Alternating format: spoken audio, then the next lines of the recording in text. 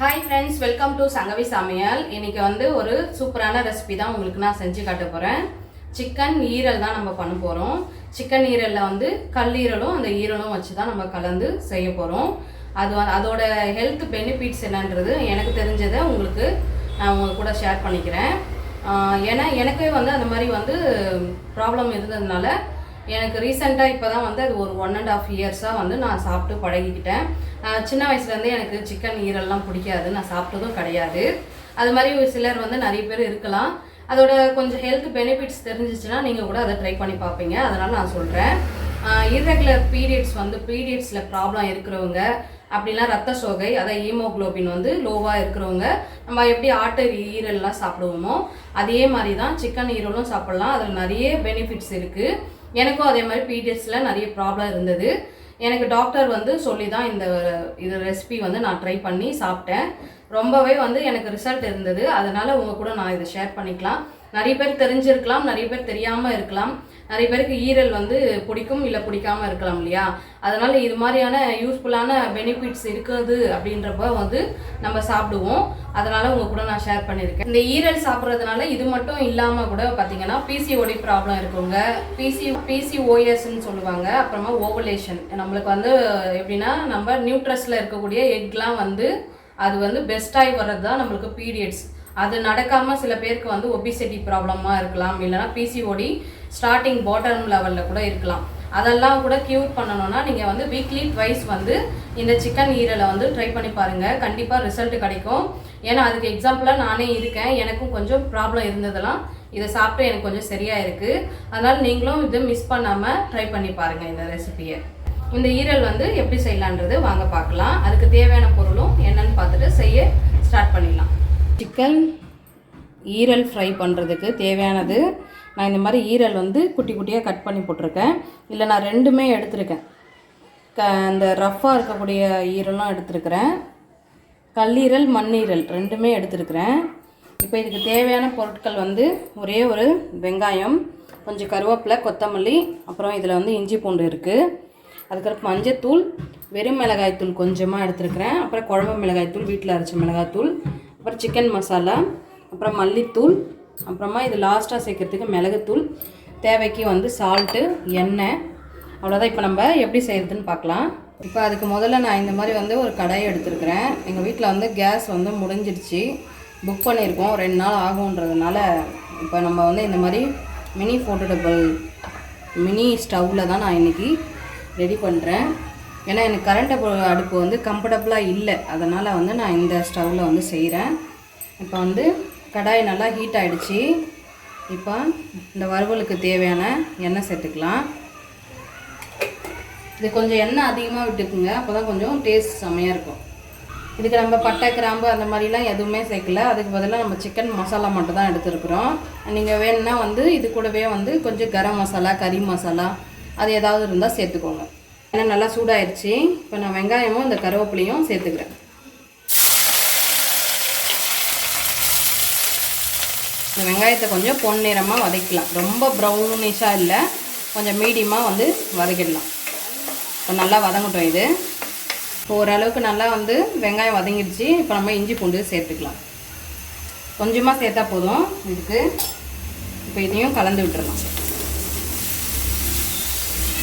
இது குயிக்காக ஒரு செஞ்சிடலாம், ரொம்ப நேரம்லாம் ஆகாது.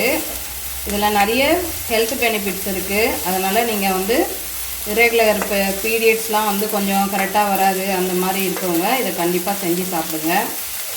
ஏன்னா இது எனக்கே வந்து பிடிக்காது.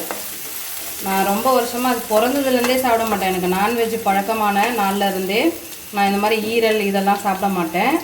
இப்போ தான் வந்து ஒரு 1.5 இயராக வந்து நான் இது தெரிஞ்சுக்கினதுனால நான் இப்போ சாப்பிட்றேன். அதனால் நீங்களும் கூட பிடிக்காதவங்க இருக்கலாம். ஆனால் வந்து நம்மளுக்கு வந்து மந்த்லி இந்த பீரியட்ஸ் ப்ராப்ளம் இருக்கிறவங்களுக்கு இது ரொம்ப யூஸ்ஃபுல்லாக இருக்கும். பிசிஓடி, அப்புறமா பிசிஓஎஸ்ன்னு சொல்லுவாங்க, அந்த மாதிரி ஓவலேஷன் ப்ராப்ளம், இந்த மாதிரி நிறைய இதுக்கு வந்து இது யூஸ்ஃபுல்லாக இருக்கும். அதனால் நீங்கள் கண்டிப்பாக செஞ்சு சாப்பிடுங்க. இப்போ இது நல்லா வதங்கிடுச்சு. இப்போ நான் வந்து இந்த ஈரலை வாஷ் பண்ணி வச்சுருக்கிறத சேர்த்துக்கிறேன்.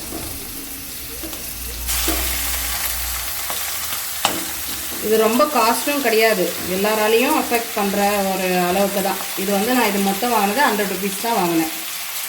இப்போ சேர்த்துட்டோம், மிக்ஸ் பண்ணிக்கலாம்.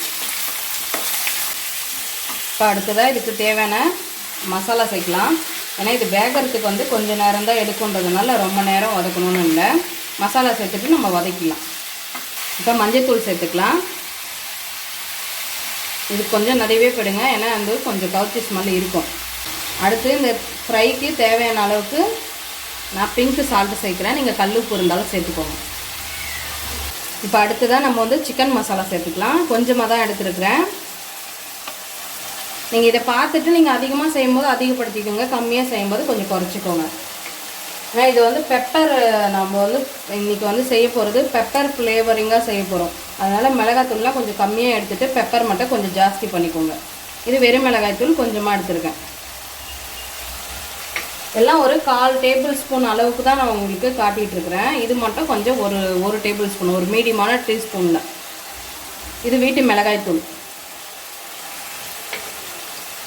அடுத்தடுத்து கொஞ்சமாக மல்லித்தூள்.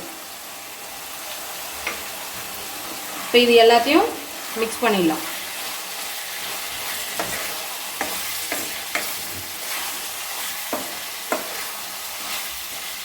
எப்பவுமே சிலிண்டர் இருக்கும் போதே முன்னாடியே வாங்கிடுவேன். இந்த டைம் நான் வந்து டேட்டு வந்து எப்போவுமே எழுதி வைப்பேன் சிலிண்டரில். இந்த டைம் நான் அந்த மாதிரி நோட் பண்ணி வைக்கல, அதனால் எனக்கு தெரியாமல் சடன்னு காலி ஆகிடுச்சு. அதுவும் நம்மக்கிட்ட வந்து பார்த்திங்கன்னா கேஸ் சிலிண்டர் புக்கு கிடையாது, வேறு ஒருத்தவங்கக்கிட்ட புக் பண்ணி தான் நம்ம வாங்கிக்கிறோம்.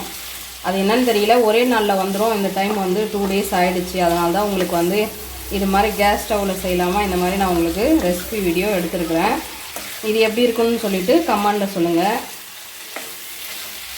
எனக்கு தெரிஞ்ச எல்லா ரெசிபியும் உங்கள் கூட ஷேர் பண்ணிக்கணும், அது உங்களுக்கு யூஸ்ஃபுல்லாக இருக்கணுன்றதுக்காக தான் நான் உங்களுக்கு செஞ்சு காட்டுறேன்.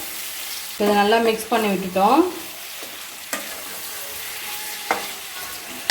இப்போ இந்த ஈரலும் இந்த மண்ணீரல் வந்து கொஞ்சம் வந்து ஹார்டாக இருக்கும் இல்லைங்களா, கல்லீரல் நான் கொஞ்சம் இது கன்ஃபியூஷனாக சொல்லிட்டேன். இந்த ஹார்டாக இருக்கக்கூடிய ஈரல் வந்து வேகிறதுக்கு கொஞ்சம் லேட் ஆகும். இந்த சாஃப்டாக இருக்கக்கூடிய ஈரல் வந்து குயிக்காக வந்து வெந்துடும். இப்போ இந்த வேகிறதுக்காக தான் இப்போ நம்ம கொஞ்சமாக தண்ணி சேர்க்க போகிறோம்.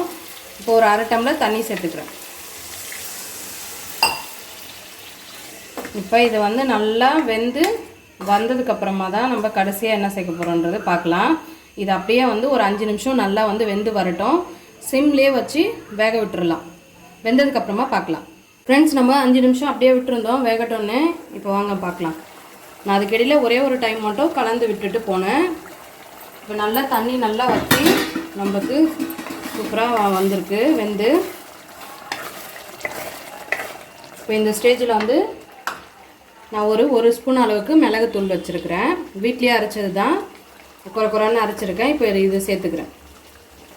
இதில் வந்து மிளகாத்தூள் காரம் வந்து கம்மியாக இருக்கும், மிளகுத்தூள் வந்து நல்லா கொஞ்சம் கூடுதலாக இருக்கணும். டேஸ்ட் வந்து சூப்பராக இருக்கும் அப்போ தான். இப்போ இதையும் நம்ம வந்து மிக்ஸ் பண்ணி விட்டுடலாம். மிக்ஸ் பண்ணி 1 நிமிஷம் அப்படியே வந்து இதோடு சேர்ந்து இந்த மிளகு காரெல்லாம் நல்லா சேர்ந்து வரும் இந்த ஈரலில். இப்போ 1 நிமிஷம் அப்படியே இருக்கட்டும். இப்போ திரும்பவும் வந்து நம்ம சிம்மில் வச்சு இந்த மாதிரி ஒரு மூடி போட்டு சிம்மில் வச்சுருங்க. இது 1 நிமிஷத்துக்கு அப்புறமா பார்க்கலாம். இப்போ 1 நிமிஷம் விட்டுருந்தோம் மிளகுத்தூள் போட்டு. இப்போ பார்க்கலாம் வாங்க. பாருங்கள், நல்லா எண்ணெய் பிரிஞ்சு சூப்பராக வந்துடுச்சு. இப்போ நம்ம கொத்தமல்லி தலையை போட்டுக்கலாம். அவ்வளோதான், நம்ம இதை மிக்ஸ் பண்ணிடலாம். இந்த அளவுக்கு இருந்தால் போதும். அப்போ தான் சுடு சாதத்தில் நம்ம போட்டு சாப்பிடும்போது செம்ம டேஸ்ட்டாக இருக்கும். உங்களுக்கு இதை விட இன்னும் ட்ரையாக வேணும்னா நீங்கள் நல்லா ட்ரை கூட பண்ணிக்கலாம். உங்களுக்கு எந்த மாதிரி வேணுமோ இந்த கண்டிஷனில் இது பண்ணுங்கள். எனக்கு இந்த கண்டிஷனில் இருந்தால் போய் போதும், சாதத்தில் பிசைஞ்சு சாப்பிடும்போது நல்லாயிருக்கும். அதனால் நான் இப்படி வச்சுருக்கேன். நீங்கள் ட்ரையாக வேணால் ட்ரையாக பண்ணிக்கோங்க. இப்போ நான் ஆஃப் பண்ணிடுறேன். இப்போ வாங்க நம்ம சர்வ் பண்ணலாம். நம்ம கலர்ஃபுல்லான சிக்கன் ஈரல் சர்வ் பண்ணிடலாம்.